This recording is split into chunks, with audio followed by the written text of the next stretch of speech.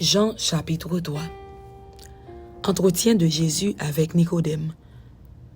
Mais il y eut un homme d'entre les pharisiens nommé Nicodème, un chef des Juifs, qui vint, lui, auprès de Jésus de nuit et lui dit, « Rabbi, nous savons que tu es un docteur venu de Dieu, car personne ne peut faire ces miracles que tu fais si Dieu n'est avec lui. » Jésus lui répondit, « en vérité, je te le dis, si un homme ne naît de nouveau, il ne peut voir le royaume de Dieu. » Nicodème lui dit, « Comment un homme peut-il naître quand il est vieux? Peut-il rentrer dans le sein de sa mère et naître? » Jésus répondit, « en vérité, je te le dis, si un homme ne naît d'eau et d'esprit, il ne peut entrer dans le royaume de Dieu. Ce qui est né de la chair est chair, et ce qui est né de l'esprit est esprit. Ne t'étonne pas que je t'ai dit, il faut que vous naissiez de nouveau. Le vent souffle où il veut, et tu en entends le bruit, mais tu ne sais d'où il vient ni où il va.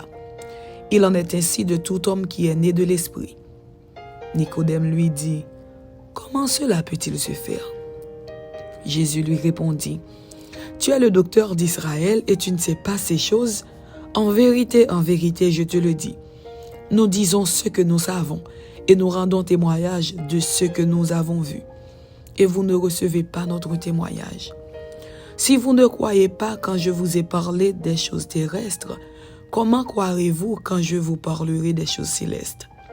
Personne n'est monté au ciel si ce n'est celui qui est descendu du ciel, le Fils de l'homme qui est dans le ciel.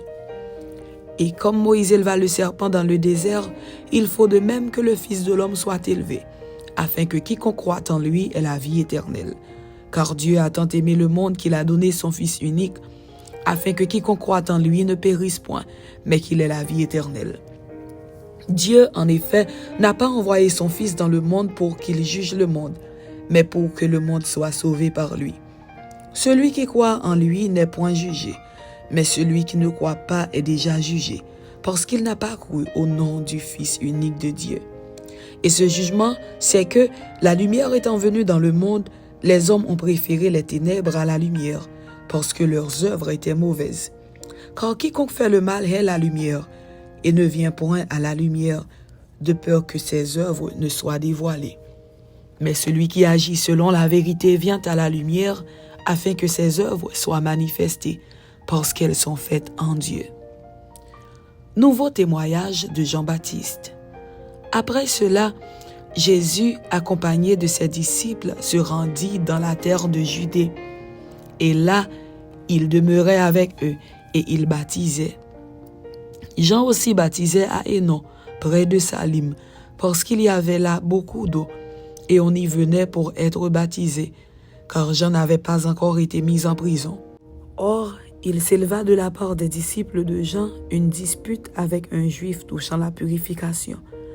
Ils vinrent trouver Jean et lui dirent, « Rabbi, celui qui était avec toi au-delà du Jourdain et à qui tu as rendu témoignage, voici, il baptise et tous vont à lui. » Jean répondit, « Un homme ne peut recevoir que ce qui lui a été donné du ciel. Vous-même m'êtes témoins que j'ai dit, je ne suis pas le Christ, mais j'ai été envoyé devant lui. Celui à qui appartient l'épouse, c'est l'époux, mais l'ami de l'époux qui se tient là et qui l'entend éprouve une grande joie à cause de la voix de l'époux. Aussi cette joie qui est la mienne est parfaite. Il faut qu'il croisse et que je diminue. Celui qui vient d'en haut est au-dessus de tous. Celui qui est de la terre est de la terre, et il parle comme étant de la terre. Celui qui vient du ciel est au-dessus de tous. Il rend témoignage de ce qu'il a vu et entendu, et personne ne reçoit son témoignage. Celui qui a reçu son témoignage a certifié que Dieu est vrai. Car celui que Dieu a envoyé dit les paroles de Dieu, parce que Dieu ne lui donne pas l'esprit avec mesure. Le Père aime le Fils, et il a remis toutes choses entre ses mains. Celui qui croit au Fils a la vie éternelle, celui qui ne croit pas au Fils ne verra point la vie, mais la colère de Dieu demeure sur lui.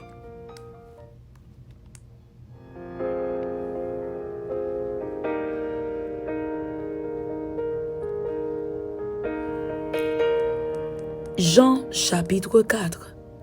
La femme samaritaine. Le Seigneur sut que les pharisiens avaient appris qu'il faisait et baptisait plus de disciples que Jean. Toutefois, Jésus ne baptisait pas lui-même, mais c'étaient ses disciples. Alors il quitta la Judée et retourna en Galilée. Comme il fallait qu'il passât par la Samarie, il arriva dans une ville de Samarie nommée Sichar, près du champ que Jacob avait donné à Joseph son fils. Là se trouvait le puits de Jacob. Jésus, fatigué du voyage, était assis au bord du puits. C'était environ la 6e heure. Une femme de Samarie vint puiser de l'eau. Jésus lui dit « Donne-moi à boire », car ses disciples étaient allés à la ville pour acheter des vivres. La femme samaritaine lui dit « Comment toi, qui es juif, me demandes-tu à boire, à moi qui suis une femme samaritaine ?» Les Juifs, en effet, n'ont pas de relation avec les Samaritains. Jésus lui répondit « Si tu connaissais le don de Dieu, et qui est celui qui te dit « Donne-moi à boire », tu lui aurais toi-même demandé à boire, et il t'aurait donné de l'eau vive. « Seigneur, lui dit la femme, tu n'as rien pour puiser, et le puits est profond. D'où aurais-tu donc cette eau vive? Es-tu plus grand que notre père Jacob, qui nous a donné ce puits, et qui en a bu lui-même, ainsi que ses fils et ses troupeaux? » Jésus lui répondit, « Quiconque boit de cette eau aura encore soif. Mais celui qui boira de l'eau que je lui donnerai n'aura jamais soif. Et l'eau que je lui donnerai deviendra en lui une source d'eau qui jaillira jusque dans la vie éternelle. » La femme lui dit, « Seigneur, donne-moi cette eau, afin que je n'aie plus soif et que je ne vienne plus puiser ici. » « Va, lui dit Jésus, appelle ton mari et viens ici. » La femme répondit, « Je n'ai point de mari. » Jésus lui dit, « Tu as eu raison de dire, je n'ai point de mari, car tu as eu 5 maris, et celui que tu as maintenant n'est pas ton mari. En cela tu as dit vrai. » « Seigneur, lui dit la femme, je vois que tu es prophète. Nos pères ont adoré sur cette montagne, et vous dites, vous, que le lieu où il faut adorer est à Jérusalem. Femme, lui dit Jésus, crois-moi, l'heure vient où ce ne sera ni sur cette montagne ni à Jérusalem que vous adorerez le Père. Vous adorez ce que vous ne connaissez pas. Nous adorons ce que nous connaissons, car le salut vient des Juifs. Mais l'heure vient, et elle est déjà venue, où les vrais adorateurs adoreront le Père en esprit et en vérité. Car ce sont là les adorateurs que le Père demande. Dieu est esprit, et il faut que ceux qui l'adorent en esprit et en vérité. La femme lui dit, « Je sais que le Messie doit venir, celui qu'on appelle Christ. Quand il sera venu, il nous annoncera toutes choses. » Jésus lui dit, « Je le suis, moi qui te parle. » Là-dessus arrivèrent ses disciples, qui furent étonnés de ce qu'il parlait avec une femme. Toutefois, aucun ne dit, « Que demandes-tu » ou « De quoi parles-tu avec elle ?» Alors la femme, ayant laissé sa cruche, s'en alla dans la ville et dit aux gens, « Venez voir un homme qui m'a dit tout ce que j'ai fait. Ne serait-ce point le Christ ?» Ils sortirent de la ville et ils vinrent vers lui. Pendant ce temps, les disciples le pressaient de manger, disant, « Rabbi, mange. » Mais il leur dit, « J'ai à manger une nourriture que vous ne connaissez pas. » Les disciples se disaient donc les uns aux autres, « Quelqu'un lui aurait-il apporté à manger ?» Jésus leur dit, « Ma nourriture est de faire la volonté de celui qui m'a envoyé et d'accomplir son œuvre.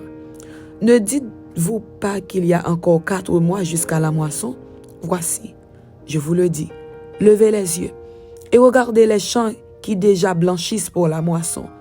Celui qui moissonne reçoit un salaire et amasse des fruits pour la vie éternelle, afin que celui qui sème et celui qui moissonne se réjouissent ensemble. Car en ceci, ce qu'on dit est vrai. Autre est celui qui sème et autre celui qui moissonne. Je vous ai envoyé moissonner ce que vous n'avez pas travaillé. D'autres ont travaillé et vous êtes entrés dans leur travail. » Plusieurs Samaritains de cette ville crurent en Jésus à cause de cette déclaration formelle de la femme. « Il m'a dit tout ce que j'ai fait. » Aussi, quand les Samaritains vinrent le trouver, Ils le prièrent de rester auprès d'eux, et il resta là 2 jours. Un beaucoup plus grand nombre coururent à cause de sa parole. Et il disait à la femme, « Ce n'est plus à cause de ce que tu as dit que nous croyons, car nous l'avons entendu nous-mêmes, et nous savons qu'il est vraiment le Sauveur du monde. » Retour de Jésus en Galilée. Après ces 2 jours, Jésus partit de là pour se rendre en Galilée, car il avait déclaré lui-même qu'un prophète n'est pas honoré dans sa propre patrie. Lorsqu'il arriva en Galilée, il fut bien reçu des Galiléens qui avaient vu tout ce qu'il avait fait à Jérusalem pendant la fête, car eux aussi étaient allés à la fête. Il retourna donc à Cana, en Galilée, où il avait changé l'eau en vin. Guérison du fils d'un officier du roi.